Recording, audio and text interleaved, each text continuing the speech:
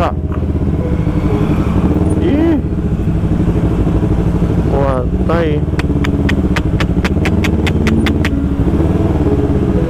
Thank you kuya. Wala na. Taba pa naman.